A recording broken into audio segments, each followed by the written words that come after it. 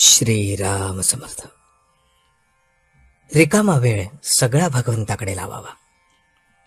साधारणपणे ज्या वस्तू देहाला सुख देतात त्या पुष्कळ मिळवणे हे आपल्या जन्माचे ध्येय आहे असे आपल्याला वाटते. परंतु अशा वस्तू ज्यांच्यापाशी पुष्कळ आहेत ती माणसे सुखी झालेले आढळत नाहीत. किंबहुना अशा वस्तू जितक्या जास्त जमा कराव्या तितकी आपली हाव वाढतच जाते. पुढे वय झाल्यावर देह क्षीण होतो आणि त्याचे भोगण्याचे सामर्थ्य कमी होते.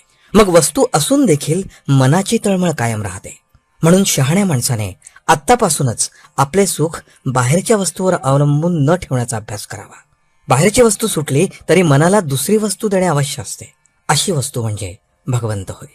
भगवंत हा नेहमी राहणारा, स्वयंपूर्ण आणि आनंदमय असल्यामुळे त्याचे चिंतन करता करता मनामध्ये ते गुण उतरतात. अर्थात मन भगवंताच्या चिंतनाने आनंदमय बनल्यावर त्या माणसाचे जीवन किती रसमय होत असेल याची कल्पना करावी. आपल्यासारख्या व्यवहारी प्रापंचिक माणसांना चिंतन करण्यात एकच अडचण येते, ती म्हणजे व्यवहार आणि साधन यांची जोड घालणे. आपली अशी कल्पना असते की भगवंताचे चिंतन करणारा माणूस व्यवहार बरोबर करू शकत नाही. तुकाराम बुवां सारख्या परमात्म चिंतनात बेभान झालेल्या पुरुषांची गोष्ट निराळी. आपल्यासारख्या माणसांना आपला व्यवहार अत्यंत बरोबर केल्यानंतर जो वेळ उरेल तितका भगवंताकडे लावला तर आपण फारच प्रगती केली असे म्हणता येईल. खरे पाहिले असता सध्या जेवढा रिकामा वेळ आपल्याला मिळतो तितका सगळा आपण भगवंताकडे लावत नाही.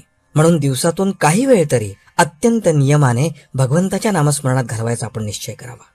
नामाच्या आड सर्वच गोष्टी येतात, आपण स्वतः देखील त्याच्या आड येतो तेवढे सांभाळावे आणि जगाच्या नादी फारसे न लागता आपले नाम चालू ठेवावे. शिवाय देवासंबंधीची फक्त संतांनी लिहिलेली पुस्तके रोज थोडी वाचावी, त्यावर मनन करावे आणि ते आपल्या आचरणात कसे येईल याचा सूक्ष्म विचार करावा. अशा मार्गाने जो जाईल त्याची हा म्हणता प्रगती होईल आणि त्याला समाधान मिळेल. आजचे बोधवचन: समाधान हीच खऱ्या आनंदाची खूण आहे. जानकी जीवन स्मरण.